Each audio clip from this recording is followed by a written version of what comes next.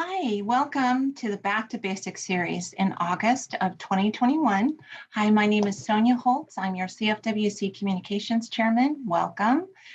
Today we are talking about how to navigate the GFWC. So sit back and relax and have your questions ready. We'll be starting here in just a minute. So welcome everyone. Okay, you can be recorded. Got it. I hope you're all going to stay through. Good afternoon. This is going to be a fun workshop. And I'm so pleased to see all 39 of you here today. Thank you. This is I believe, our third to the last. There are two more, correct?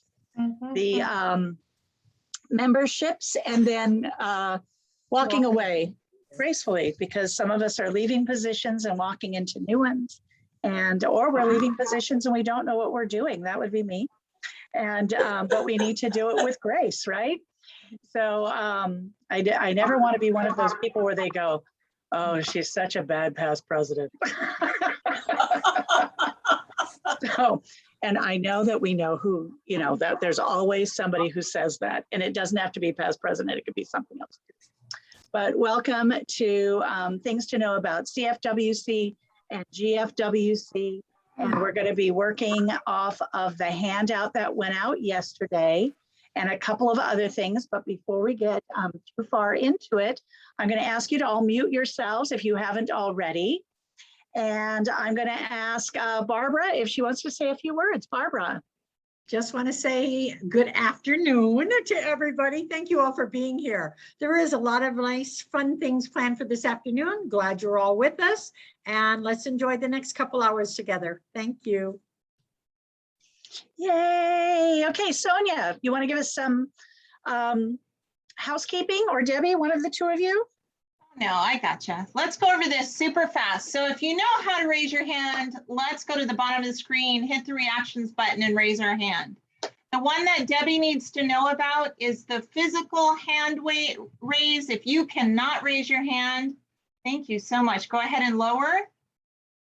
Thank you so much. Go ahead and lower. And then those of you that need us to know when you raise your hand physically, please raise your hand now.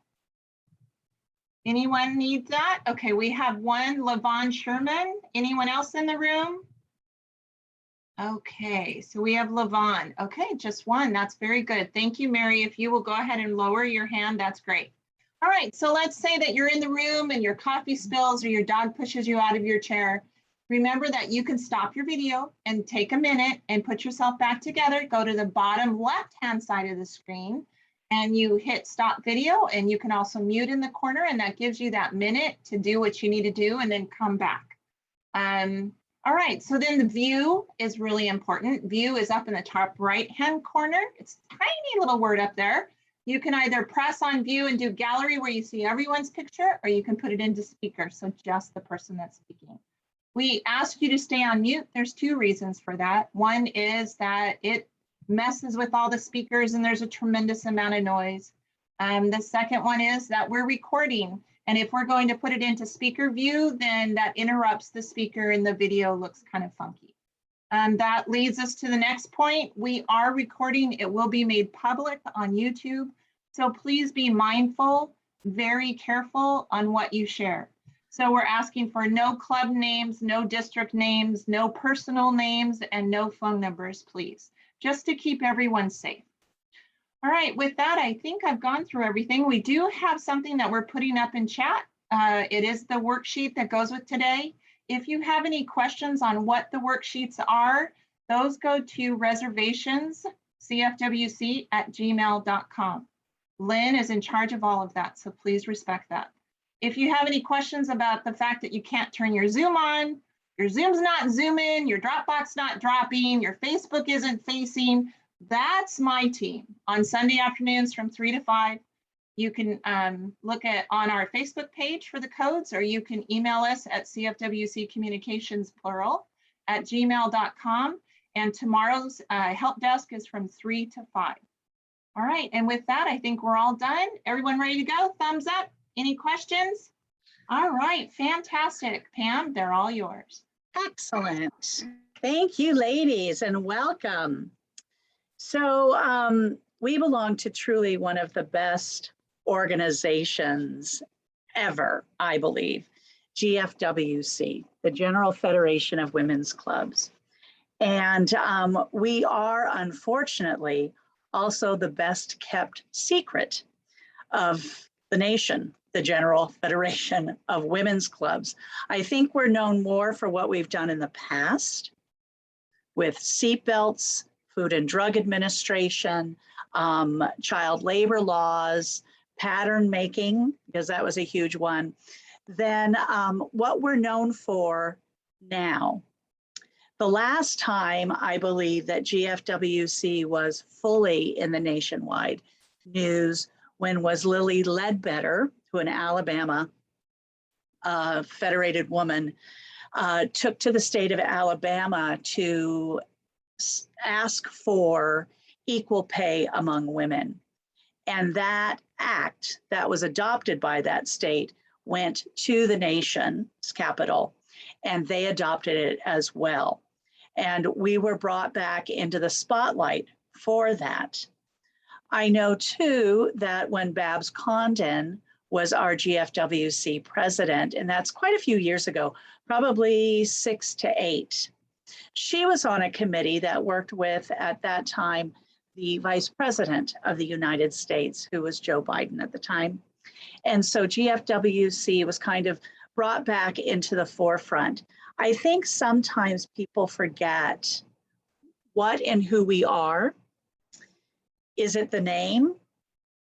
I think having women in the title of our name is certainly during 2021 a drawback, but I am not Queen of the Earth, so there is not much I can do about that. We have several male members. My own club, the Torrance Women's Club, has a few male members. And I think that we need to remember that and think about that for what is in front of us in the future, because we are in a time of change, not just because I said change is beautiful, but because that's just where we are. And it's not because of the pandemic either. We were due for a big change in this organization. And I think that sometimes we forget that where we are now is what is going to create where we are going. We have our past, it's very rich, we know what that is, but where we are now, what we are doing now in California will create what California's federation, as part of the General Federation, will become. That it's not written in stone. I don't believe that everything is fate. I think that we are walking towards creating our future by creating our present. So we need to remember that. And there's a couple of things that I think that we've got really going for us. Once you're all here, this is great. We have 14.1% of the total membership in GFWC is the state of California's federation. That is a huge number. Yet there are only 5 of us on the executive board of directors for GFWC. We have 4 committee members. They are Valerie, she is on the Capital Campaign Project Committee. We have Dory, who's on the Communications Committee. We have Carol Lopez-Lucy, who is on the Legislation Committee. Who am I forgetting? I'm forgetting, oh, myself. And so there's only 4 of us. There, sorry, I can't count. Math is not my forte, that's why I'm president. Ask Jill if she's here. I've had to keep asking her about these percentages before I present them to people. All week I've been sending little emails going, what's the percentage of? I'm not good with that. But I am on as a state president on that board of directors as well. We do have 5 people, myself. I just feel like I'm leaving somebody off that Barbara, tell me who I'm leaving off. They would be a past state president. But But we do have 5 members that have been approved by all of the people that came to convention at the pre-meeting to be appointed to positions should they be asked by the incoming president. And that's great. Hopefully they're going to pick some of us. The way GFWC picks their officers is a little different from the way we pick our officers, but I think in theory, it's very good. They need to pick from so many areas, so many people. And by that, I mean the regions. We have several regions. We're going to be going over some of that paperwork. And so that each region has so many people representing that region at the GFWC level. I think that's important because it gives us a big rounded version of what's going on nationwide. Because I can tell you that what's happening in Massachusetts, when I talked to that state president, or I was on the phone with New Hampshire just this last week because we're on a committee together, what's happening in New Hampshire is not what's happening in California. They are completely different. Some states have 6 clubs. Some states have 24 clubs. That is the highest amount of clubs other than California in the Western States region. That is Montana. We have 229 clubs in California. That does not include the affiliates. And so you can see why we have 14.1% of that membership in GFWC. GFWC, like the rest of us, honest statement here, we all took a hit during COVID with our membership numbers. It just is the truth. There's no working around it. You can't say people just didn't want to come, people passed away, people moved away. It's a lot of different reasons, just like it's always a lot of different reasons. That's why what we're doing now is going to become what we do in the future. We have to figure out how we're going to bring people in. They took a 10% drop nationwide. That's more than we took. And I did not ask for that. I didn't want to hear it. I didn't want to hear what that percentage was. Actually, Wendy's laughing. But I just thought, we kept it at 14. I know that when I was in the position that Sonia Matisse is in, we were at 17% of GFWC, and we only had 3 people at that time on that board of directors in the GFWC level. GFWC's also got this thing called juniors, and I saw Mary Lapkus here. She was a digital diva queen with her junior club and a big junior back in the day. We had juniors for a long time in California, and we voted, I believe, correct me if I'm wrong, Mary Lapka, just write something in chat, when Paulette Meadows was president, that was voted out of us. So we have in California, the juniorettes, another wrong name. It's very female forward. And we do have a new juniorette club. They are called GFWC Hope. Half of those members are male. They're not calling themselves juniorettes. And I think that's very wise. This is part of the reason we have to learn from the past, move in our present to get to the future. Juniorettes we have. We also have the affiliate clubs, which are members in other clubs that specialize maybe in parliamentary procedure, or they're past presidents, or there's the emeritus club at the state level, but they are essentially an affiliate club. And we have our clubs. And I think that that's important. I joined club in 1995. I was looking for something to do with my spare time as a volunteer. I was raised by my grandparents and my father, and there was always a meeting at my house on the weekend. The Writers Guild, the Art Society, something in Palos Verdes, San Pedro area, because that's where they all taught, and that's what we lived in Palos Verdes. Everybody came to the house, and personally, I couldn't wait for the next day because all the goodies that were left over, they would still be out at breakfast, and if we snuck up early enough, we could get some. But it's the way I was raised. You give back. That's so important for us to remember, because that's what keeps GFWC going, that wheel. We are always looking to give to our communities, to our state, to the world, the nation, whatever. That is our main focus.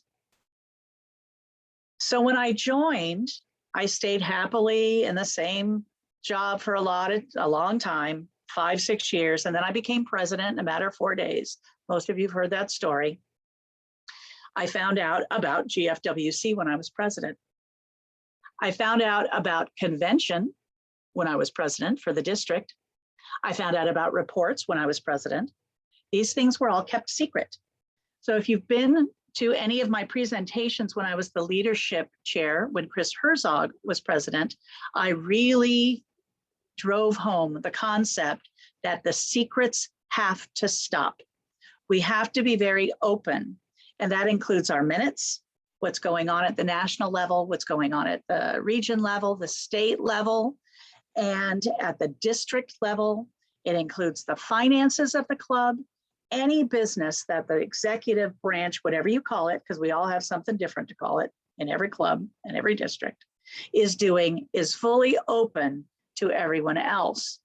That is the law in California. Most of our clubs are a 501c3 or a 501c4. Some of them have their own 501c3s and 501c4s. The majority are under the umbrella that California state has. The law says there are no secrets.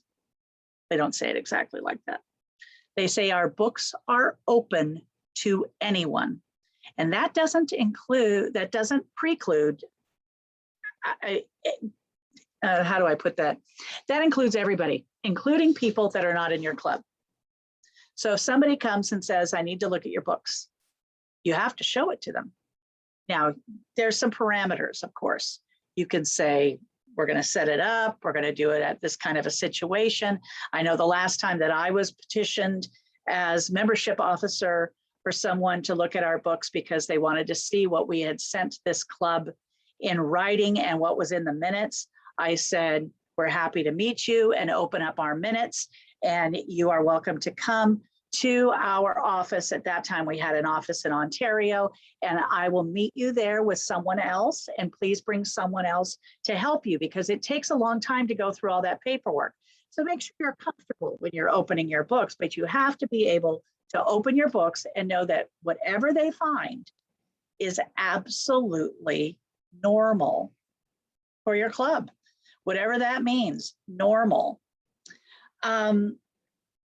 The first time I was invited to a GFWC International Convention was when they had it in Little Rock, Arkansas. That was 2003. I remember sitting at the table in the club. I was president. They had just handed me all of the mail because somebody else picked up the mail. I did not. That was not my job. And I'm opening up the mail. I remember looking at, oh, look, this is where we're going and you should come. And I'm thinking, yeah, right, I'll never go to one of those. And putting it aside, I was at the following one as the Leeds representative, which became the Leeds graduate for the state of California, which was in Orlando, Florida. So I have gone to several. And I should never have just written it off because it's a great thing to be part of. And we've all, when I know we had one in the state a couple of years ago at Palm Desert. I understand it was very hot. I didn't make that one. But in a few weeks' time, I'm going to be flying to Atlanta and enjoying that one and doing what I need to do as your state president. There are so many different flavors and dynamics with GFWC that we each get to pull from. How many of you, by a show of hands, are on the GFWC site? You have your account, you can get in, You can look up and see the paperwork that they have there. That's great. You should all be. So the first thing I want you to write down is the following. TROBLES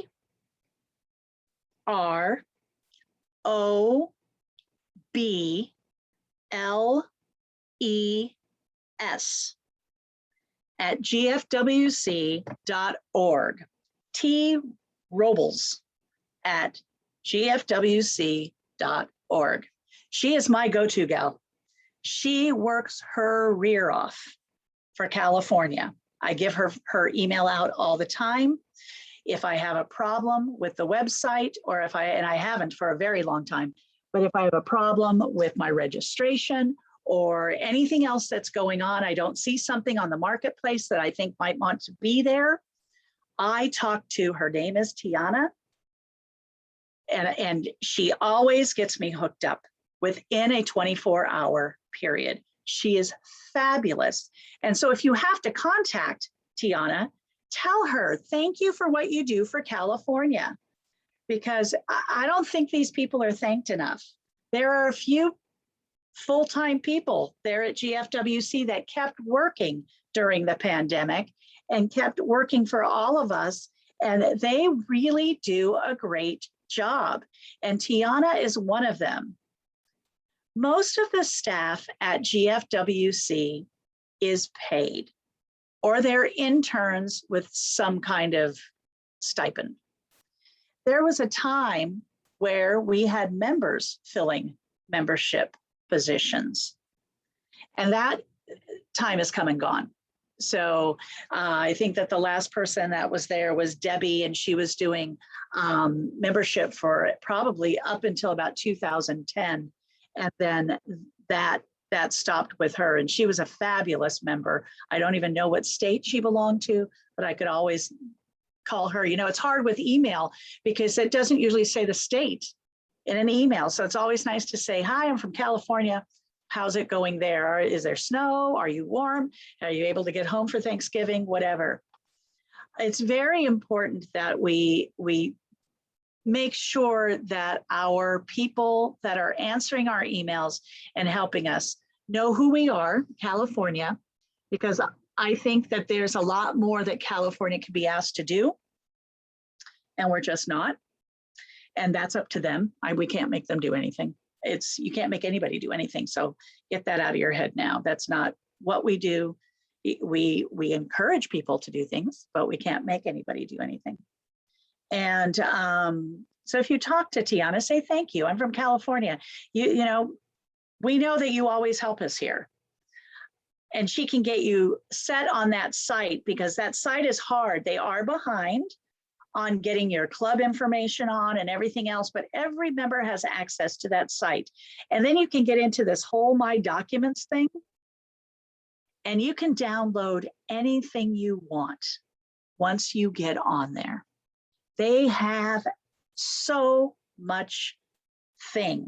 things that you can look at. Sample bylaws, conflict resolution, all, you know, it runs the gamut of what you're looking for. So don't reinvent the wheel. A lot of us are spending time reinventing the wheel. Take something they have and update it, or take something they have and work with it. But I think it's important that we remember that that's what they are there for. GFWC, let's bring up the first page of the handout, please, Debbie. GFWC, everything rolls down on them. This is what I really believe is the flowchart for clubs, CFWC, everything. You notice at the very top of this flowchart, is there a way to make it bigger and do the whole? She's doing that. Okay. Club members are on the top. There is not a single one of us that has served in a leadership or chairmanship or anything else of authority that has not been given that by a club member. The club members are at the top of the pyramid. I want you to remember that always, because they are what is most important. We are part of GFWC. because we are club members. First and foremost, club members. And so the second one is district, oh, there we go. It's not district, it's club officers. From the club, the officers are the voice of the club. They should not be keeping secrets. They need to be open at all times and really work with how the club wants to be heard. The voice of the club is what is important. And if you read some of the Gfwc bylaws or some of the region bylaws, you're going to see that it's the clubs that vote, not the districts and not the boards. There are very few states that actually have districts. If you've only got 6 clubs in your state, why would you have a district? There's no point. So clubs, club officers, then comes the club president. At the club level, club president's bottom of the totem pole. You will get the calls in the middle of the night. You will get the calls from the people that want to spend all of your money. You will get the calls from anyone who has a complaint. That is your job. It is your job to listen and lead from that position. It's not easy. A lot of people think it's opposite, that your club president, they think about that Lucy and Ethel episode on I Love Lucy, where they're both fighting to become president because they have, it's something that's owed to them. No one is owed a presidency. We have born leaders. We have people that sometimes earn leadership.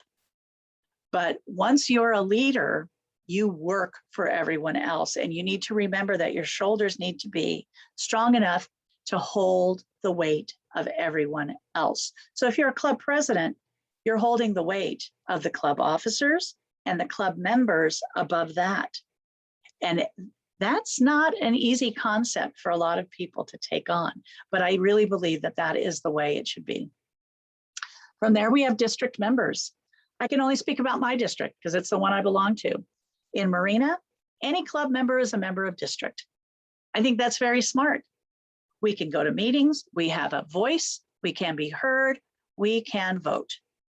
And we need to be involved with our districts because the districts are the ones that are using your voices from your clubs to speak at the state level. And it's so important to remember that. How do we know what this club wants if they don't come to a district meeting or they don't talk to the district officers or the district chairman if they're not putting in reports? It is really difficult. It's a two-way street. Communication has to be both ways. We just can't keep calling these clubs. These clubs have to pick up the phone or they have to call us and ask questions. So make sure that as a district member, you utilize your rights. If you can go, like you can in Marina District, go see what it's like to be at a district meeting. I think that our districts are suffering a loss of participation. And that's a shame. I don't know what the reasons are for that. Because at the state level, we require the districts to do certain things. And they need the support of the clubs and those members in order to do it. The district officers come after that. They are your chairman, they are the elected body. Now, it's hard. The elected body needs to be elected. It's usually done at a convention. I know it is in my district. We do it at convention. And it's okay to have 2 people running for an office. It's okay to have 3 people running for an office. Some of us have lost an election at the state level in front of everybody. You know what? I'm here to tell you I'm still alive. It was fine. I survived. It happens. Perhaps it just wasn't my time. And I really believe that it was not my time for this because I had something at home going on that I had to deal with my attention. And so you have to think about that too. Who are you putting into position as district officers? Who are these chairmen? Because sometimes I think we don't think about the best person for the job. We think about the popular person for the job. And that's a hard thing.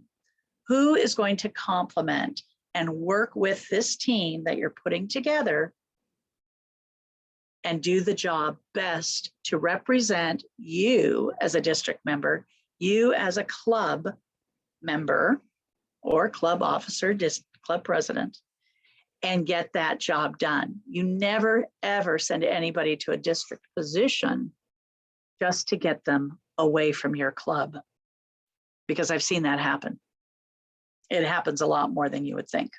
They think that they'll just, be out of the way there and it's not going to be a problem. Well, now it's a problem for more people. So really think about who those officers are.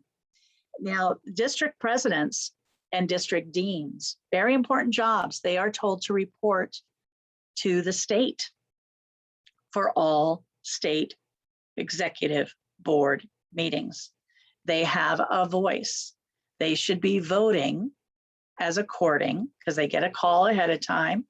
They should be voting as according to what the clubs and the district tells them to. Kind of the same way a delegate does at convention. You don't just go and wing it. You talk about everything you have to do with everyone in the group, because it's your responsibility to be the voice for that group. So once you get there, it's hard, because you start talking about the money issue at the district level there. I believe, and it's just me, I cannot speak for anybody else. I believe districts should not fundraise for any other reason other than to send their required officers to state board meetings and possibly to the convention or the international convention, if that's what the bylaws say. I believe the role of the district is to support the clubs. Remember, we talked about that on their shoulders. Now you've got the districts, the district officers, the district president here, everyone else is going up. They're on the bottom. It is so important. And I did not come across that philosophy lightly. When I was a district dean, we had the IRS come in and talk to us about what they interpret the role of the district, which may have changed by then because we're talking about 2006.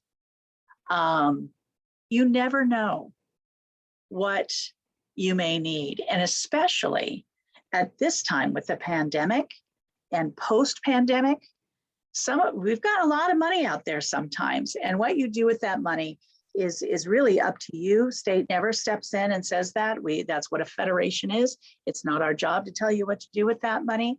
But I think that fundraising is best left at the club level for the community that needs it the best. My 2 cents. Okay, I had to say it because it's part of who I am and it's part of my truth. And I say it all the time to the district presidents. Like, that's not I don't believe that's your job, to be raising money with fashion shows, to be raising money with all these fundraisers and, giving out computers and other things. I really think that you're there to support the clubs. So perhaps that's naive of me. It's very Pollyanna, but it's how I believe it to be. So then we come to the state executive board, which we know have your district president, your district dean on it. It also has the entire CFWC chairmanship group, which I've never really counted all of the chairmen. I know it took me about 1.5 years to put them together. It's a very large and wonderful group. And we also have to think about, when we're putting these groups together as district presidents or as state presidents, that we use all of the clubs, all of the districts, all of the state. We get as many different voices into these boards as possible, because it's going to give us the greatest dynamic. We can't be heavy on what we're doing. I can tell you, as the state president, when it came time to picking the 2 people I could on the executive committee, which is 13 people, 10 of which are nominated and elected. The only people that are not nominated and elected when you're state president is the state president, because if you're first vice, you're automatically going on to become president. and the corresponding secretary and the parliamentarian. I picked 2 people that I knew I could trust implicitly to have my back at every opportunity. And I'm so happy that I trust these people, that I can call them great friends, sisters. Gina Radacchio is one, Valerie Barnes is the other.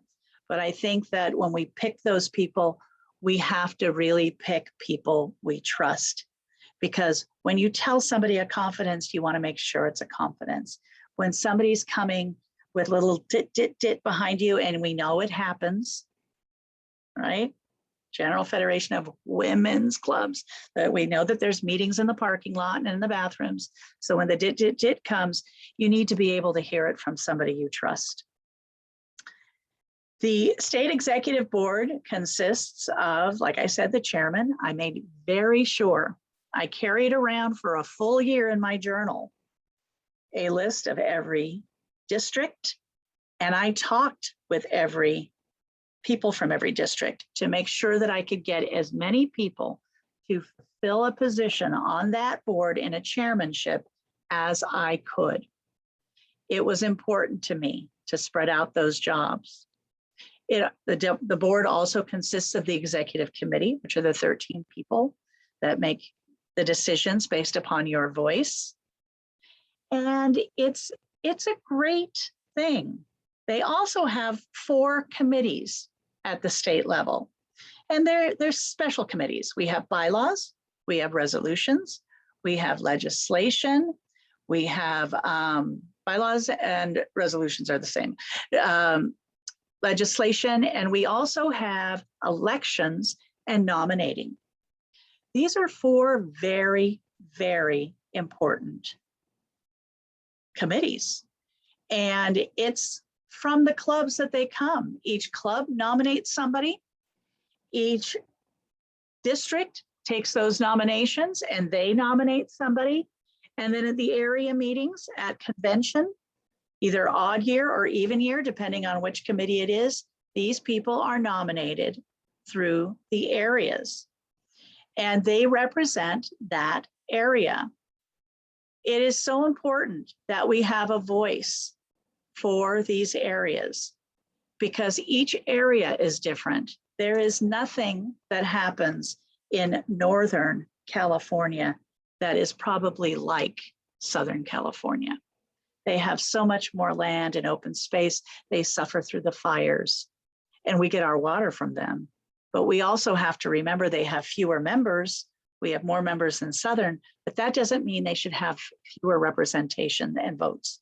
So when we did that realignment of areas, which I was in charge of under Toby's presidency, and then we voted it into existence under Dory's presidency, we realigned everything so that the numbers were more alike. And I still believe that they are about 200 away from one another. Every area is within about 200 members of each. That way, each voice in an area on a committee, because those committees are really important and they're an important part of that board, have a voice to be heard.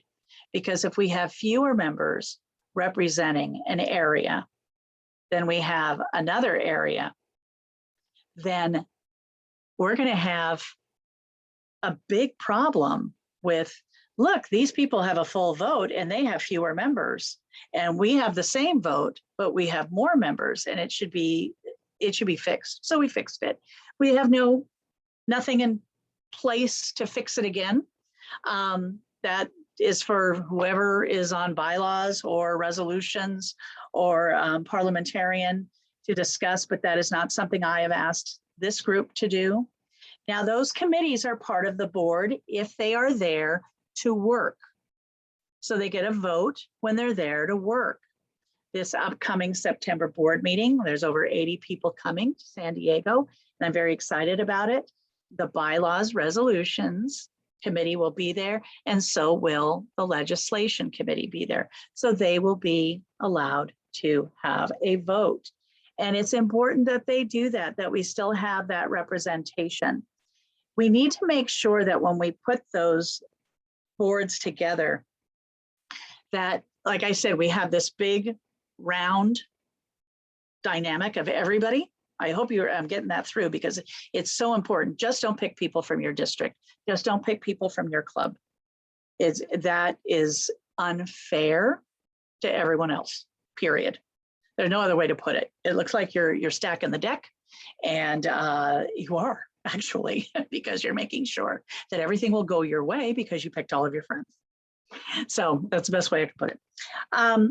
So state president, that's who I am right now. Everything's on my shoulders. I did not sign up for COVID, but it's here, and I'm doing the best job I can. And I think that, I'm doing okay. It becomes a little burdensome. It's very difficult to do everything by computer, but we are starting to emerge. And I think it's great that we're getting out. I'm looking forward to getting out of the house, and that's okay for me. Some people are not, and that's okay for them too. We have to remember that. But when you pick a state president, you have to really look at the vice president, the second vice president, who is currently Sonia Matisse, your first vice president, Barbara Briley Beard, and the president, because those three ladies work so close together. And I can honestly say they're like sisters to me. We just love each other. And it's wonderful. We work together, because I believe that when you start getting into the presidencies and the boards and the officers, if people don't get along, the members know it. It's like on stage. If you don't know your lines, people know it. You've paid a ticket, you should know your lines. It's horrendous. I saw a play at the Mark Taper, and it was Donald Sutherland and one other actor who I will not name. Enigma Variations. The other actor didn't know his lines.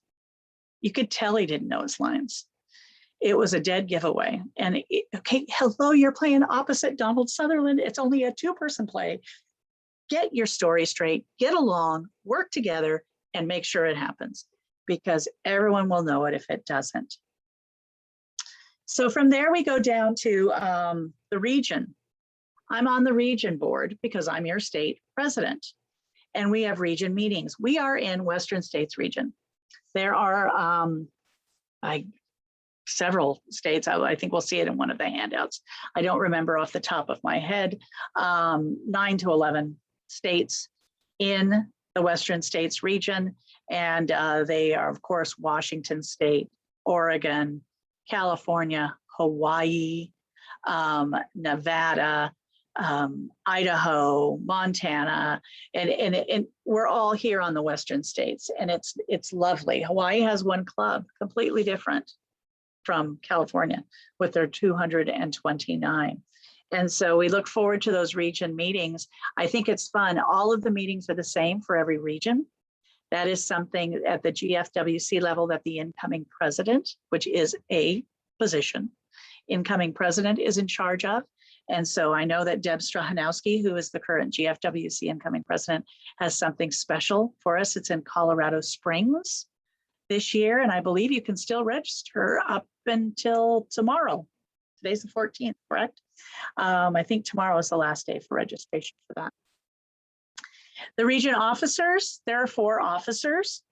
They have a president, they have a secretary, a treasurer, a first vice, and everything else is appointed. They have a parliamentary authority, but they have a bylaws committee.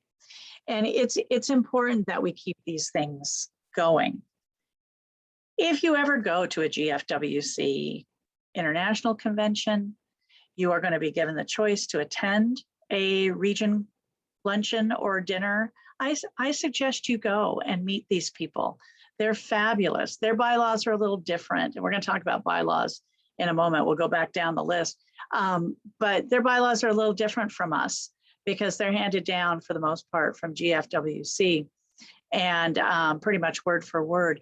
But they also have a very interesting bylaw that says that if you are from, the current president's from Colorado, and so nobody else could be from Colorado that's an officer. That's just the way it is. And so it really leaves things open to the other states to get somebody in there, which I think is important. The region president, your region president is a San Pedro High School graduate. Class of 75.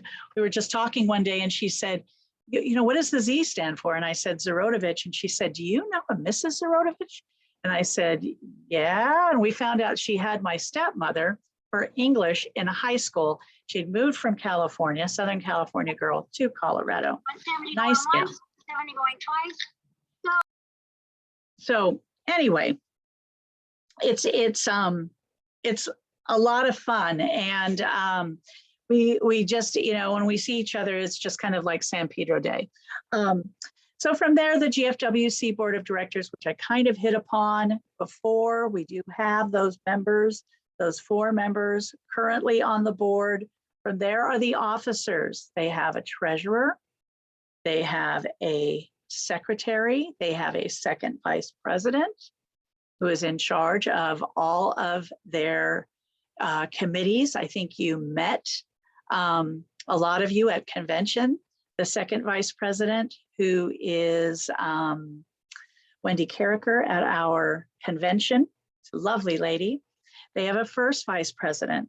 That is Sue Ellen Brazil currently. Sue Ellen is, she's in charge of the presidents. We meet with Sue Ellen. We do not really meet with Marion. We've met with Marion a couple of times here and there, but we majority of the time we meet with the first vice president, Sue Ellen. Then they have the incoming president, who has 2 years to put her yearbook together, to get her dates and her hotels set, to get her board put together. And that is Deb Strahanowski, but she is also in charge of all of the regions, the major regions that we have all over America. And then we have the GFWC International President, who is Marion St. Clair. It is my honor to tell you that Marion St. Clair will be at our February state board meeting as our special guest. She's flying in. We usually have these people at our conventions, but when COVID hit, we were mid-contract with everything. We did have Sacramento signed for February, but we had nothing signed for the convention in 2022, but we're this close. We were negotiating. It is going to be in Anaheim, I can tell you that. And we are so pleased that she said yes. So not only will we be doing our leads thing, which is wonderful for her to be present for, but we will be honored to have the GFWC International President at our February board meeting in Sacramento. And I encourage, you are all welcome to any board meeting. Board meetings are open to any member of Federation and any spouse, because we all have spouses and sometimes we have to travel with them. So if you want to bring them to the banquets, do so. We have a great time. There's always a handful, and I mean a handful. It's like 5 or under. It's usually around 2 or 3 men in the audience, and we always like to introduce them, but it's going to be a special time. And I think we'll have even more people in February coming than we have in San Diego. With 81 was the last number I heard, but that was on Wednesday. And I know yesterday was the last day to register. And I think that that is wonderful. 81 people to be the first to get out again. And let's see what happens. And this hotel is going to be very accommodating to us, because as any leader, you need to know, since you're on the bottom, you have to do what you can to make it work for everybody all the way up. And in my case, that's a lot of people. And I wanted to make sure so when I talked with Jean Lash, who is our meeting planner for the state, I had told her, I said, you know, let's not have the member reception, which is usually held in the president's suite. Let's have that food, which is going to be pre-wrapped by Southern District. Thank you, Southern District. Put on the tables as favors, so everyone's not cramped into a room. We're not going to have a dais. We're going to sit on the floor and we're going to be apart from one another. We're also bringing, thanks to Diane Waterhouse and the great idea from the last workshop I shared with you, I've bought 400 microphone covers. They're disposable. So anybody using the microphone can take off and throw off their microphone cover. We're going to have gloves, antiseptic wipes. The hotel is going to put us apart from one another. And it's only a 2 or 3 story hotel, depending on what part you're in. And so if you have to use the stairs as opposed to the elevator, you can. And so it's perfect. It's perfect as a beginning step for all of us. So let's go back to that page and deal with parliamentary authority, which is something I think is very important because actually, before we go there, Debbie, let me say something. When I was membership, and I know the board saw me in tears because this happened, there was a club that decided to use a GFWC bylaw, which said you can kick a member out of your club for not like-mindedness. I don't know if that is still there. I've not looked because A, it's cruel. B, it's not right. C, it's called in California, discrimination. You can't do that. So I told the club they couldn't do it. I wrote a nice long letter. I said, don't do this. Don't do this. It's the wrong way to handle your problem. You need to look at other ways to handle your problem. There's some things in Robert's rules that you can do. There are some things in your bylaws that you can do, or you can just have a meeting and say, I think you're hurting. What is it about it that I can do to help you get better? Is it something that I can help you with? And if it's something like they just want their way, then no. But you can certainly go into mediation. Well, they went ahead and did it. This club went ahead and did it. They got sued. We knew what was going to happen. We didn't have a law firm at that time. That was kind of what pushed us into getting a CFWC law firm, because we wanted to make sure that we had our ducks in a row for this. And you just don't do that. So let's look at that list of parliamentary authorities, because you can't just say, it says it in Robert's rules, so it has to be right. But the first thing we have to follow are our club bylaws, because the club bylaws already have that you're going to follow the district bylaws, the state bylaws, and GFWC bylaws. And most of them say they're also going to follow Robert's rules. What they don't say is that they need to follow the state of California. And they shouldn't have to. We shouldn't have to burden our bylaws with a lot of these things that we should know on our own. So you also then deal with the district bylaws. If the district says something that doesn't quite jive with your club, it's up to your club to decide, no, we're gonna do this. If the district doesn't like, for instance, this happened in Marina probably 50 years ago. You can't sell fireworks. District, we don't want you selling fireworks. Came down from state, actually. We lost a club over it. They still sell fireworks. They have their own clubhouse, Hawthorne Clubhouse. They still sell fireworks. It's their right. We couldn't tell them what they could and couldn't do in those bylaws. So then you go on to the state bylaws, the region bylaws.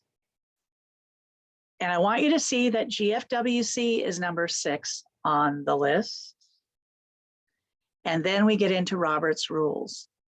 So there is a lot of discussion here. And common sense tells us, and believe me, I choose those words very carefully because we are coming out of 18 months of what is actually common sense. Common sense tells us that we need to take these things with a grain of salt. Now, at the bottom of that page, you see that I say that the club member is the most important. The leaders, we serve by the grace of the club members. And I think that we always need to remember that. If it's what the members want, it's what we do. It doesn't matter. It's why the presidents don't have a vote unless it needs to break a tie. Thankfully, I've never had to do that. That's a good thing, because I can be a little opinionated. And so I get to keep my mouth shut, which is really nice. So every leader, every group, every executive body serves at the behest of the member. It is by their grace we lead. And I think it's important to remember that. So thank you for putting up with that little pontification that I went on. So if we have questions, let's take a little question break here Okay, for. so we have Sheila. Sheila has a question or a comment, but she has her hand up for quite some time. She may have. I'm sorry, that was not up for a question. Okay. I'll go ahead and lower that. I lowered it. It's cool. All right, thank you so much. There are several people that had questions in chat. I'm going to ask you to raise your hands, please, and ask them to Pam directly. Okay, Shirley. Shirley, you had a question? Yes, does Western Region have a website? Yes, they do. What is it? Let's see if I can find it. It would Okay, be on my Facebook. So I know they have a Facebook page. And let's see if they have. So on Facebook, let's see. I'm wondering if, because I have the district bylaws, I have state bylaws. I know you can get GF bylaws on their website. You can find the GF bylaws. It's hard. But I if you know. go in But they're there. documents, yeah, they are there. It's on Facebook. They're called Gfwc Western States Region. And let's look and see if I can find them. Pam, I didn't find one for them. I was looking. I did find them referred to on the GFWC page. You can go through that direction and you can find them there. So Where would Facebook, you find their bylaws? yeah. Western States Regions. Okay, let's see what this is. Washington State. You know, I can't find it either. So we will find out Okay, what that is, okay? thank you. Oh, you're welcome. Thank you. Thank you, Shirley. The next question Good is from question. Marilyn. Marilyn has a question. Hi, Pam. I was just wanting to know whether or not a club president can also serve as district president. That is up to your bylaws. Our bylaws. At Okay. the district, at the state level, we do have a bylaw that says that anybody on the executive board or I can't remember if it's the board or if it's just the officers, you cannot have the same position at the club or the district. So I have had to say no to several things at the club level because I would love to take it, but I've already got it at the state level. Okay, thank you, Pam. One of the other questions in chat is, should a club president serve 2 consecutive terms? I don't think a club president should serve 2 consecutive terms unless your terms are a year. I think it takes a second year to catch your breath and to get things done. And it also behooves the club and district to be consistent for 2 years. We spend the first year trying to figure out what we're doing. And it's really hard sometimes because we don't necessarily get the information we need to do the job we're supposed to do. And that goes to something completely different that you've heard membership talk about over and over and over again. You've heard Barbara talk about it, procedure books. We are never going to have a full job description in a bylaw. And that's okay. I just said we don't want to have the bylaws burdened with word after word. No one's going to read them. No one's going to read them. But we do need to make sure that if it's a year and you've caught your breath and it's another year, I think that's great. That's kind of what the state's doing, which is what GFWC is doing. But now this is me again. It's kind of like what I told you about leadership with club members at the top. I don't believe any club, district, or state president should ever repeat that office at that level. I don't think it's fair to the leadership that is trying to come up the ladder in that group. my opinion, nobody else's. I'm only speaking for Pam. Because how can we encourage leaders if our old leaders, and I use that word in parentheses, not because, okay, I'm 63, I'm old, I have silver hair, I get it. But I am looking forward at being a past state president, at being where I belong in that dynamic, and not trying to put myself back in the lineup to become state president or club president or district president again. I think it's a learning opportunity. And that does not include juniors.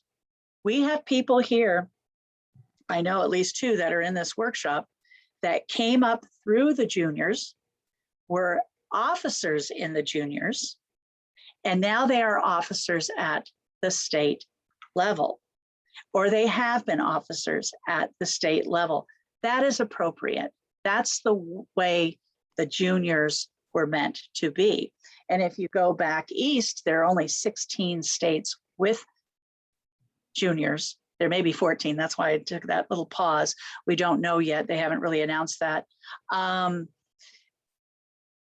That's how they get the leadership at GFWC. The juniors are coming up very quickly, and then they go up very quickly at their state level. And most of them go on to the national level, which it more power to them. I think that's a wonderful thing. That climb is like 13 years at the national level. 13 years when you're starting at 70, that's a long time. So yeah, I don't think you should be repeating, but that's my opinion. So next question. There are no more questions right this minute. Okay, so let's open it up to Dory's little things that we've got. Dory sent these out. She's got about 20 of them now. I know I got a new one last week that I have to send out to Barbara Briley Beard and the district presidents. She's done a great job with these little booklets we are calling, I believe in Dropbox. What is it called, Sonia? Dory's Library or something. Right. I think it's just leadership booklets. Leadership booklets. And she'll call me and she'll say, what should I write on? And then she'll say, oh, that's great. Or she'll say, really? Conflict of interest? Because I was the one who asked her to do the conflict of interest one. She's like, that's really hard. I looked it up online and there's like 89 sites. And you want me to get it down to 6 pages. So these are the kinds of things that she's been talking about. And I think a lot of them are really important. They get straight to the point. Your club might be different. It might not be a good tool for your club. You may have to download it, change it into Word, move it into something where somebody who knows what they're doing, because I know that I have something called Nitro PDF. It will change a picture to a PDF. It'll change a PDF to a picture. It'll change Word to PDF. It'll change a PDF to Word, so you can edit it. It changes anything you have, publisher, to something. You can take one document, make it into something else, edit it, and get it back to the PDF form, which we should all be using because it doesn't move your pictures or anything else around. And I discovered it at work and I love it. It's like one of my best friends, Nitro PDF, and make that work for you. So you can take her stuff and use it. That's what leaders do. They take something from someone that is working for them and they turn around and make it something that works for them or those they represent. So don't take everything that we send you as absolute, this is it. Sometimes you have to take it and say, okay, reading between the lines, I see that yes, Pam's having problems with raccoons, but she has to have a plan A, B, C, D, E. We're on F. F's worked for 3 nights now. But now we have a double fence, chicken wire around those tomatoes. So you have to kind of read between that and find out what's the story that's going to work for our club. It's going to work for us. So let's bring up the page 2 in the handout. Yes, Catherine, I see your hand. Yes, just while we're on PDFs, I brought it up at the last the Zoom meeting that we had with the chairman on domestic violence booklets. And since we're really all about outreach and getting out to our community here in Southern California, especially at the campuses, but we have Spanish speakers, and we also have a couple of our clubs, one specifically where their yearbook has Spanish. And so I would like to know your guidelines, or maybe you can put something together later on. I was thinking about with the domestic violence of them translating it into Spanish so that they can give those to the campuses. But if they're like the booklet, the leadership booklets, if we can somehow maybe use the format and then just tell the clubs if you want to translate it, and then you just pop it in the text box somehow. So you can do that on Google all the time. I just like 3 days ago approved the booklet for campuses, which I think is very important. I got my degree from Cal State Dominguez Hills and Carson, and I was a theater major. And so we were there very late at night rehearsing, and it's a dark campus. And we'd always make sure, you know, we walk out together, we do things, and that was in the 80s, okay? So I know that's, I think, coming out in the quick bite on Monday, the update for the campus safety from Diane Waterhouse. And I have no problem with you taking, any of you, taking what we are giving you and making it available to your membership in whatever language you need to. If it needs to be Philippine for the LA Philippine Club, if it needs to be Iranian for the Northern Iranian Club. I know we have people who are multilinguistic. Is that even a word? I just made it up. It is not me. I took 2 years of French. I took 2 years of German, and I can tell you where the map is and the ballet terms, and that's about it now. But we have, thankfully, members that speak different languages, are of different ethnicities.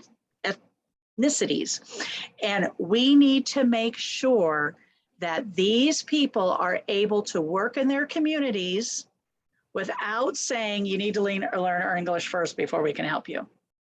Because I came across that, it's very, and I'm going to get on my soapbox, at club level with scholarships and families at Christmas, where they wanted the people in charge of those committees really wanted those recipients to be English speaking. And I said, why? If we are helping the community, it doesn't say we're helping the community that speaks English. We're helping the community. We need to be open to helping everyone.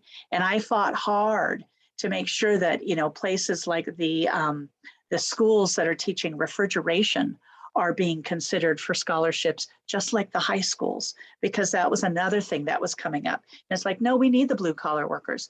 What's going to happen when your refrigerator breaks down? You're going to need a repairman. So why aren't we giving these people, they call it SCROC in my area, SCROC scholarships? Why aren't we giving scholarships to the junior colleges because they couldn't afford to go to a 4-year university?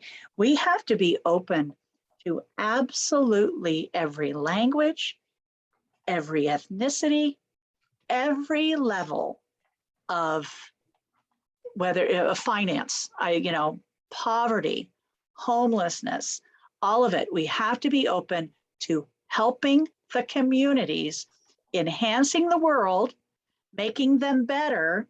It's all part of our mission statement. Nowhere in there does it say for English speaking people only. And no, I'm not running for office, but I'm just telling you. So we have a question from Kathy. Kathy, you have a question? Well, I'm thinking with this discussion, which is really good, that maybe a translation element should be added to the communications committee so that they could be a liaison to get this done, because, you know, Yeah. that way they would know how to connect people with the right translator, et cetera. I think that's great, because some of us have, I love that idea. And so I will talk with the communications team about that, because there are things that they can do. I think it's really important that we make them available. And look, Sonia's still here. Debbie's still here. They haven't gotten off in, as soon as that was said, they haven't run.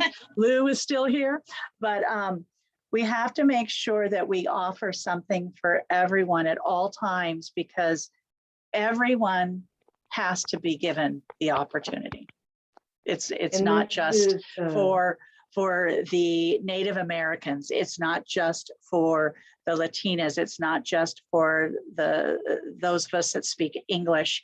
It is not just for the Spanish people. It is for everyone. I used to say in San Pedro High School, where we grew up, everybody had their own little group that they stood in, and I think you call them cliques. And they were definitely cliques. And I was in my clique too. I had a clique. But we were all a salad bowl. All of us together were one wonderful salad of ethnicities that really brought a shine to that high school. And it really was a nice feeling to know that you were part of the salad. You never really knew which part of the salad you were. You just knew that you were in the bowl with everybody else. We need to make sure we allow our communities to be part of that salad bowl too. I put into chat the CFWC link to the Dropbox for the 2021 leadership booklets. Excellent. I also Thank you. put in there a link for the membership portal and how to sign up. We have a question with Linda. Linda, you have a question? Yes, Sonia. Pam, you know, with what you just said and what, oh goodness, her name, right? The gal that was talking right before you with the question of getting somebody to be able to translate. Actually, and it hasn't happened, and hopefully it won't, but you don't know with our society, because of our mission statement and we don't discriminate, when this and that, somebody could come along, God forbid, hopefully not, and say, you know what? You just offer all of your literature and everything in English. Yes. You know, how about us? We've been here and we became citizens, you know, last year and all that. So it's actually, I really think, an excellent idea. And Yes, it really I love it. also, it protects us as well. Yes, somebody and I think can't that's a say, good point. right, And it right. wouldn't be the first, you know, you think that it hasn't happened, but it has. Mm-hmm. I get calls from clubs saying, we had this happen. And I say, it's suspicious. Call them back, invite them in, tell them they can be a member. You can't kick people out. You can't exclude people. You can't vote in members. Everyone is equal. That's part of the state of California law. That's part of a 501c3 agreement as well. So yes, I agree. I think that's wonderful. And I will talk to the communications team about it and make sure that Dory is okay with it. And that if there is a word, because sometimes when we translate, there are words that don't fit, so that we can look at new words that fit that thought. And the same with Diane, because I think both of them would just love that idea, because that's a feather in their cap for report writing at the end of the year. And we made it bilingual. Because, you know, all of this communication stuff that we are doing is really important, and we have to keep that going forward, because that is where we are now. We are very communicative. Not everybody has to be online, but a lot of people are, and they're telling their friends who are not what's happening. And we just have to keep going that way. We have a question from Amy Anderson. Amy? If you'll unmute, please. There you go. yes, I've unmuted. I just wanted to let you know that I'm here. I can only stay for like about a half an hour. Then I gotta go. I'm sorry. It's okay, Amy. Thank you so much for letting us know. and it will be on YouTube, which is great. And you have, you know, a little bit of the paperwork. Of course, I give you an outline, and then I do my theater training thing, which is I start filling in everything in between, which is part of my leadership thing. I guess it's better talent. It's a talent to keep talking, to talk for 2 hours without blinking and drink and not leave to go to the restroom. So it is funny, but okay, so let's go on. Debbie, bring up the page 2 and we'll look at some of these things. Thank you. So Dory's put these booklets together, and we're going to be going back and forth, but I think it's really important that a few facts that you haven't known. I hope that you have looked at all of these. I know I've printed them out. I know she has printed them out. A lot of your clubs have printed them out, and we've made them available for all of you. So let's go to, yeah, down. So she talks about Cora Woodbridge, who was a California woman, and the early Federation years in these books, and women that really helped shape California. As you know, there's that book out now called The Women Who Saved the Redwoods. We are prominently featured in that because CFWC was a big part of saving the redwoods up north during the Victorian and Edwardian times. And some of these people have a lot to do with that. And so you look at somebody like Phoebe Hearst, who is Randolph's mother. She was the first treasurer at the national level. Well, now it's international level, but at the national level. And she was a club woman for a very long time. And we have some very strong women. In the beginning, our districts were called the names of the counties. So there were 5. There was Ventura, Los Angeles, San Diego, Sacramento, and I forget what the 5th one was above that. But we all were part of these small little groups that were put together as counties. And there were 8 times as many of us then. There were 40,000, 50,000 members. And these women really worked on change. It was one of the few places that you could go and be heard as a woman and not be judged on, well, they're going to write about what we ate for dinner. So let's keep going down.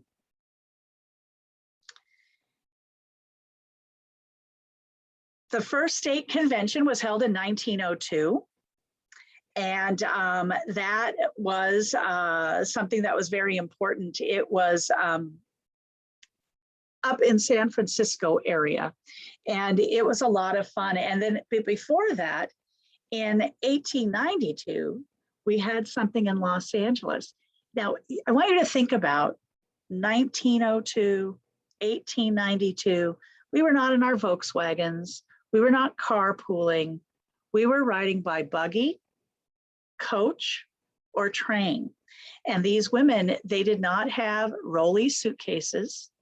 They put everything in a trunk, including hats and gloves, because you just didn't go out without them. I mean, it was post Jacqueline Bouvier Kennedy when we started getting rid of all of that, the 60s, with the burning of the bras and everything else, where fashion really started to change. These ladies were traveling with all of those things to get together because they had ideas that really wanted to get out into the community, in the world, and help. And so I really want you to think about how hard it must have been, because I know we've all seen Little House on the Prairie, and we think that Laura is really cute, and we usually wind up crying by the end of the episode because the dog dies or Mary goes blind or something. But it was actually kind of like that. They had to go through all of that stuff. And so you see what they were wearing, what they had to pack, what they had to bind themselves with. There's like 9 layers to that outfit, if you've ever seen a fashion show doing something like that. Now in theater, we know a lot of shortcuts, but it was a lot of work. So let's keep going down.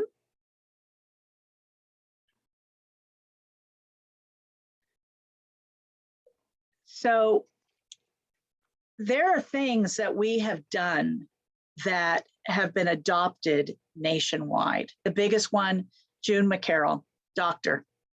She got down on her hands and knees and painted the white lines down the street because she got tired. We all know the story. She was an Indio club woman. She got tired of being run off the road in the middle of the night. This was very, look at the car in the background. This was at the beginning of the 1900s. It just was not conducive to her and the job that she held, which was already a hard job for a woman to have at that time, to be a doctor and to be out at night unattended as a woman and being run off the road. She took this on, she did it.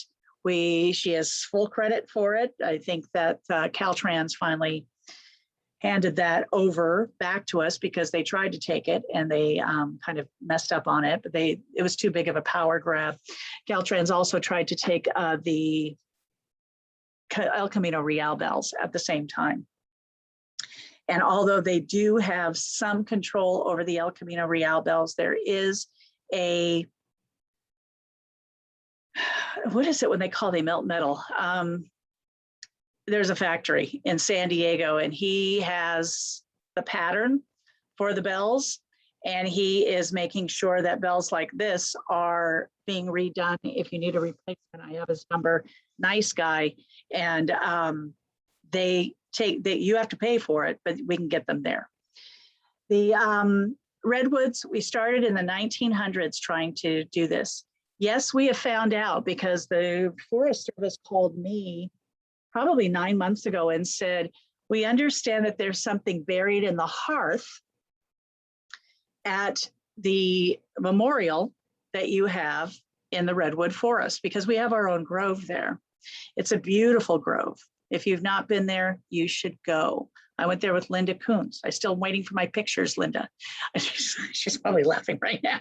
It was a lot of years ago. I was the district president, 2008, 2010. But the hearth is four-sided.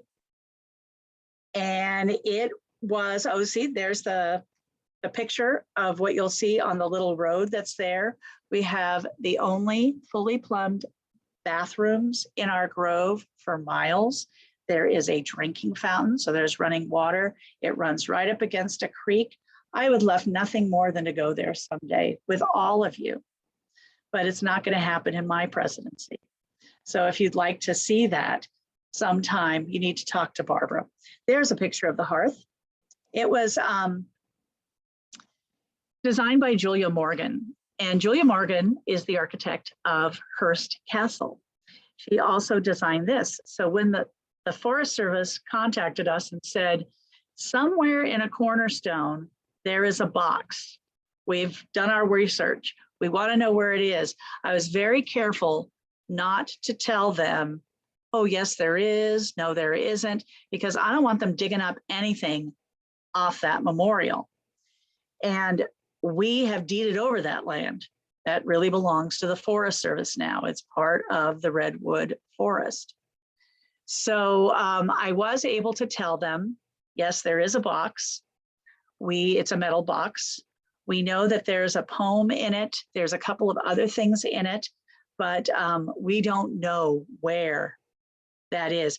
That is actually a very large hearth. Yeah, I don't know the dimensions, but I would probably say it's 12 to 14 feet square. So if you've ever been there and, take a look, see if you can find out where there might be something that is buried. But I think it's a wonderful tribute to our ladies. And it was a wonderful thing that these ladies did. When it was dedicated in the rain. And we're talking about, at that point, fashions were still on the ground. Women out in their parasols, women out with umbrellas and floor length outfits in the mud, in the rain, there for dedication. I think that speaks highly on where we've come from. And it just is such a wonderful, wonderful history for us. Next. So we're going to get into the collect. You can call it the collect, the collect. I've heard it done both ways. I know some people get very touchy about how it is pronounced.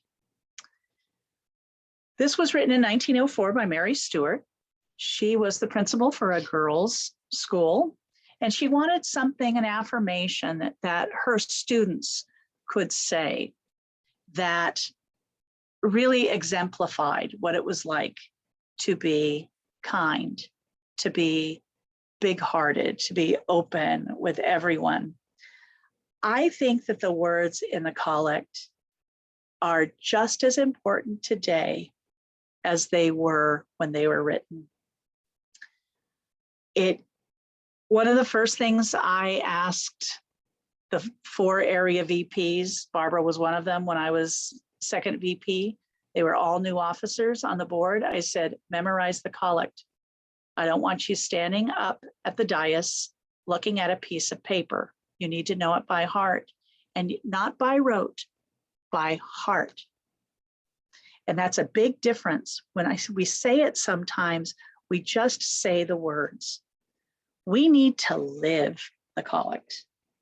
We need to realize that there are other ideas, other ideals, other things that happen where we need to bring our patience into it and our kindness, because that is really what the world is about, and especially now. There is a play written off this collect. It's owned by Samuel French Incorporated. That is a store that's still up on Sunset Boulevard in Hollywood. As a theater person, I used to go up there quite a bit. It's a lovely store. It has all these plays. There's several publishing houses all over the world. They own the publishing rights for this play. I have a copy of the play, but I've never done it because, of course, you have to pay royalties. So you always want to make sure it's kind of like America the Beautiful. Yes, it is public domain, but we still got permission from the company that owns it to sing it at our meetings. Therefore, it is under your umbrella as part of us that you can do it, because there is a rock and roll band that has rewritten the music and some of the lyrics and claimed ownership of America the Beautiful. And we just wanted to make sure we could do it. Let there be peace on earth. We actually had to pay music. We had to pay money for that. So you can sing those too. But when you look at royalties, for those of you that are in clubs that have stages, a lot of our clubhouses do, and you're doing presentations, you're renting your group for nonsense, you need to make sure they have paid royalties, because theaters are notoriously poor. A clubhouse, however, has money in the property. So be smart about it. Make sure that you get it in the contract that they have paid royalties. And know this about royalties too. It's a little different, because I've asked a lot of questions at the GF level about royalties. You'll see when they have meetings that they show the videos and things like that. And we showed a video at our convention, but it was on YouTube and it was public domain. You need to make sure that you're doing public domain stuff. And if you're getting into the royalties as a club, that you're very smart about it. You know who is paid, what is paid. If you have to ask to see the contract, do so, because you don't want somebody coming after you because you rented your clubhouse out and say, did that get paid for? Because if you're playing music, okay, if I was to go on break and say, Sonia, put on an album, put on Bobby Sherman, because I just saw say Bobby Sherman. I liked Bobby Sherman in the 60s. So put on Bobby Sherman, or put on Led Zeppelin, more popular. Most of you know who they are. Put on Led Zeppelin. We have not paid for those royalties. If Led Zeppelin finds out, they can come after CFWC. That is exactly what happened to us a couple of years ago with a video we did where we used the theme song from a show. We thought it was totally okay. And it wasn't. just because you own the music personally, I own all Led Zeppelin albums, doesn't mean I own the royalties to play it on air. So that gets into something different that if you have a problem, you can talk to the law firm about it on your dime.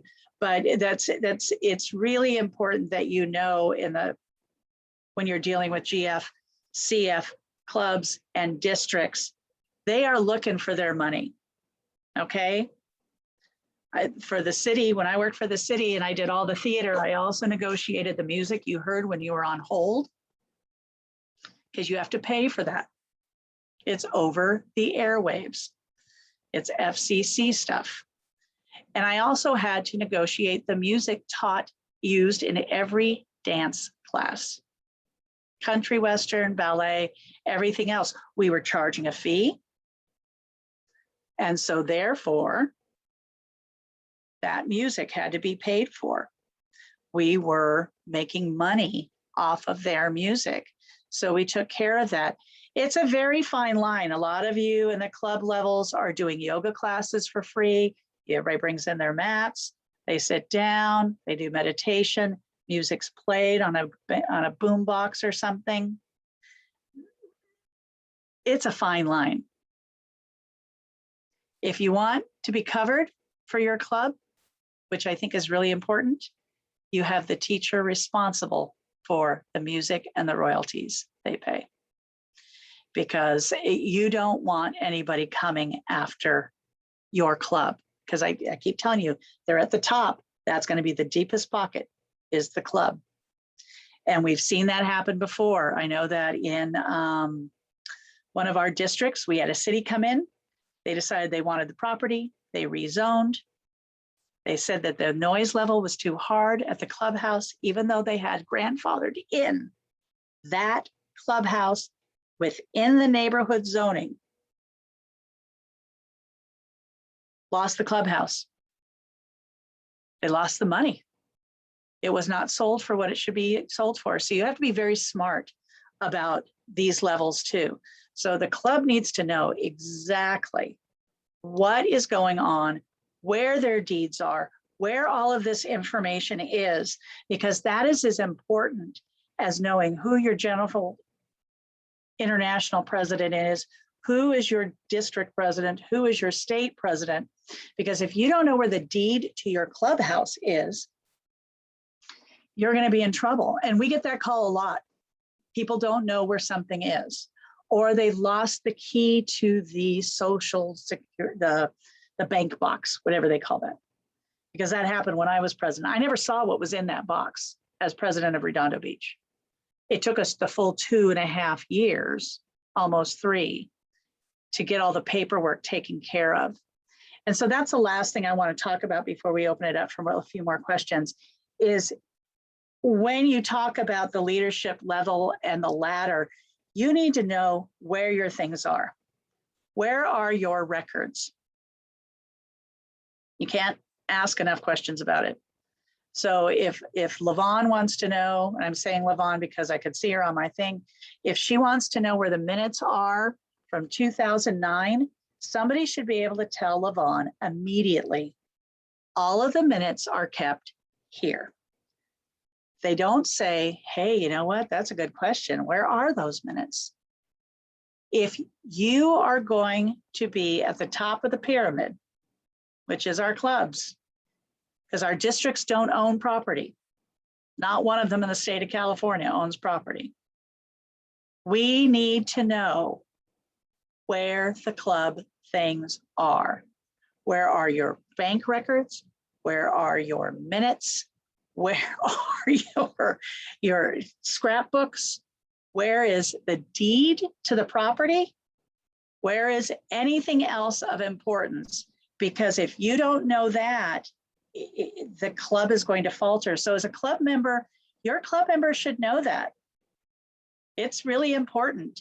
And I would suggest that a lot of these things, like the deeds and the original charter and other things, are not kept on the property, that you get copies made for the property and you put these things in an area or a box that is locked and insured. Because if something happens, if there's a flood or something else, or somebody goes in and decides, I'm going to shred everything. I've seen that. I'm going to shred everything in the storage. All paper must go. And you lose the entire record system of the club. So make sure that the clubs stay on top, and do that by making sure you know where their incorporation papers are, where everything else is, because you can get them replaced if you can't find them, but you can't replace your minutes, and you can't do anything else like that. So if you want to go digital, that's fine, do it, but do it correctly. And make sure you know where the USB drive is, because those things are small. They're very easy to lose. Make sure you know where everything is as a club member. Okay, I think that's it for me. Let's open it up. Questions? Okay, our first question or comment is from Catherine.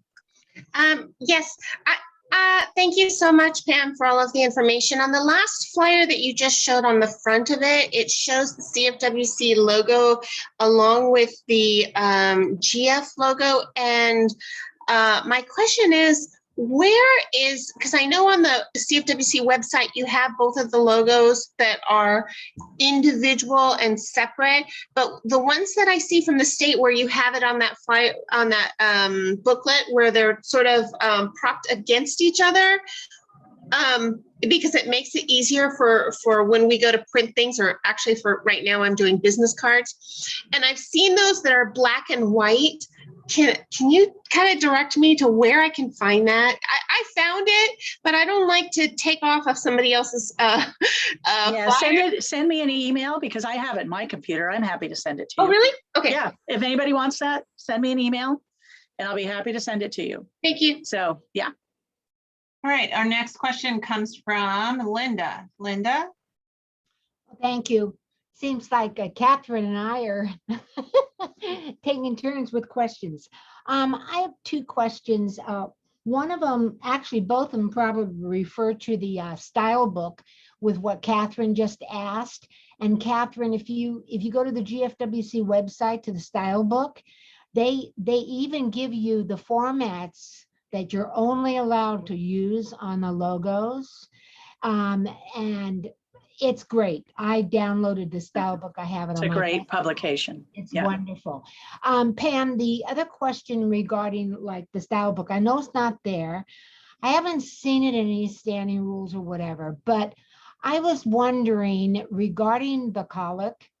Okay, that has it ever been discussed that the colic shouldn't be in oh, how can I say this? It should just be in a general format and not be in anything that somebody would say, well, that's religious overtone, or whatever the case may be. It's a good question, because we are by law nonpartisan, non-denominational. Yes. I think that the openness of allowing the collect to be words of wisdom, a closing, an opening, or something before a meal is very acceptable.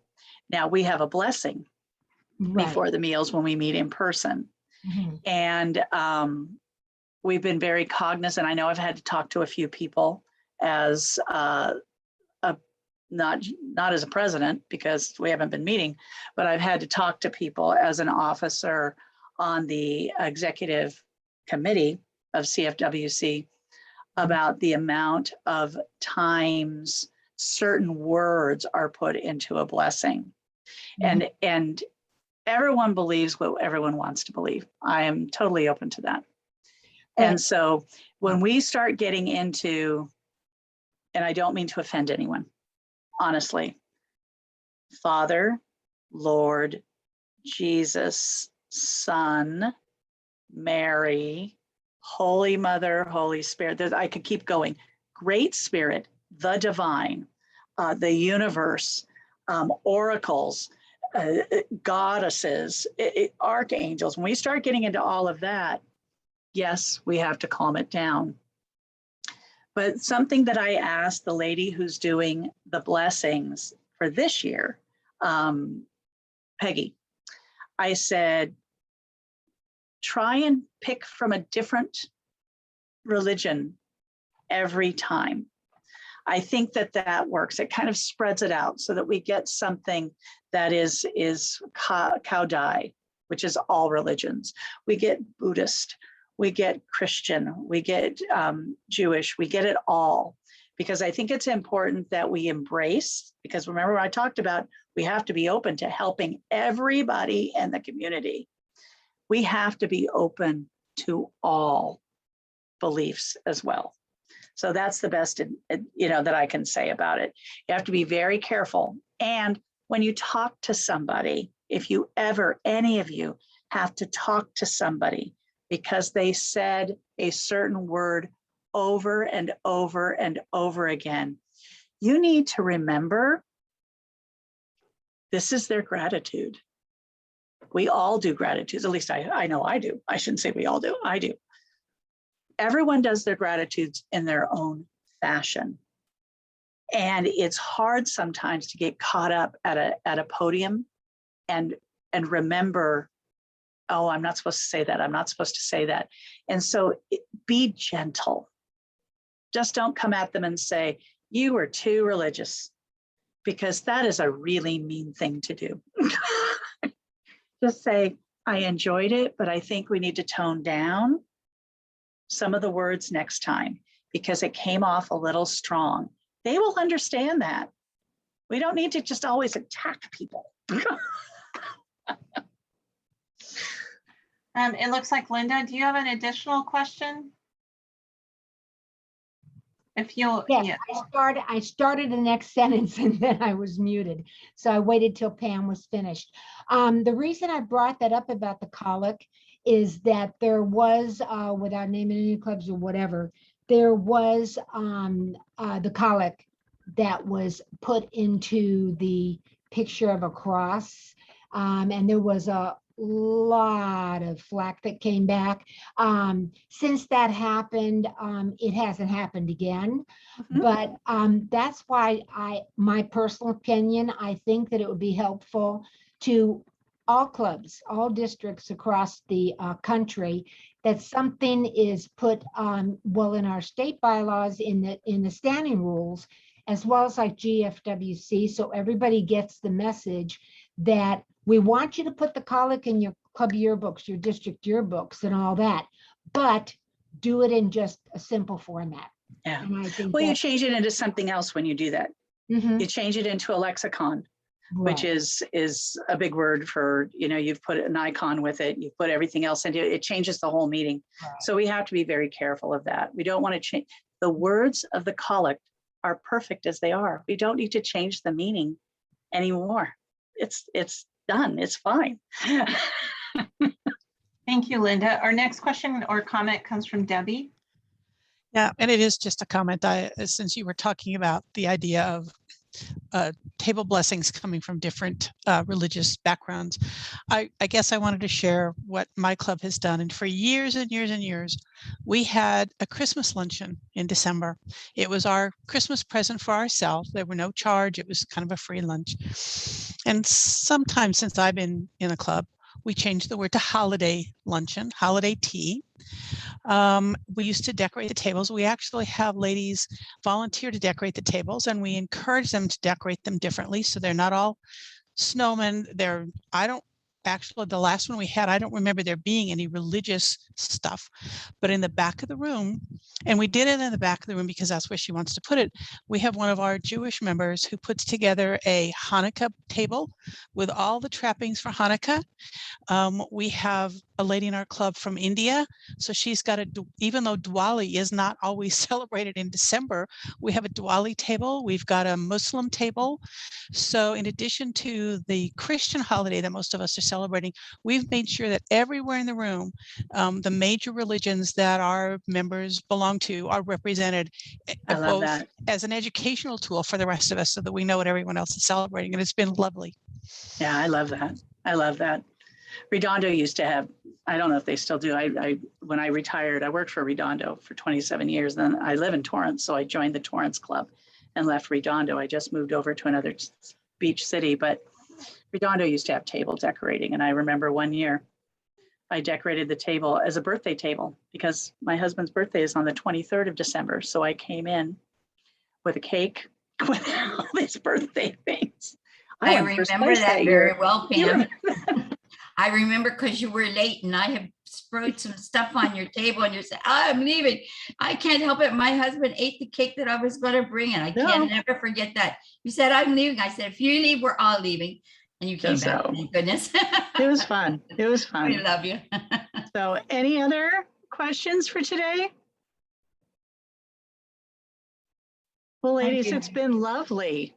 Thank you for letting me take over your luncheon midday, and I'll let you get back to, feeding your families. But Lynn Youngstrom, you want to let us know what's coming down the pike, please? Yes, I will.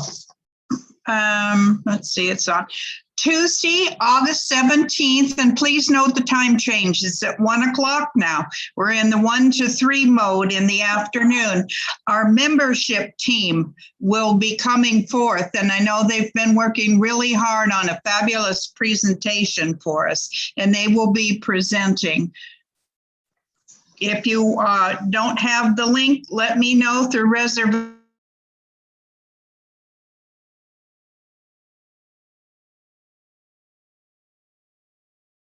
I'll send you out the link. Thank you. You said time change, and I thought, is it daylight savings time already? That's tonight at 2? Anyway, so we do have an open house on Monday night as well. And maybe some of you will be there from 5 to 7. We hope so. This is the last one that's scheduled for right now because the area VPs have asked to take on the open houses at our meetings from now on. And so they are going to start their first one in September. And I'm really looking forward to it there. And we'll find out how it goes. So I think that's it. I hope you all have a wonderful evening and a great weekend. I hope it's not too hot where you are and that you're cool, and, just love you all. Thank you for being here. Have a good one. Bye. I wanted to tell you, while we've been having our meeting, I've been putting labels on little hand sanitizer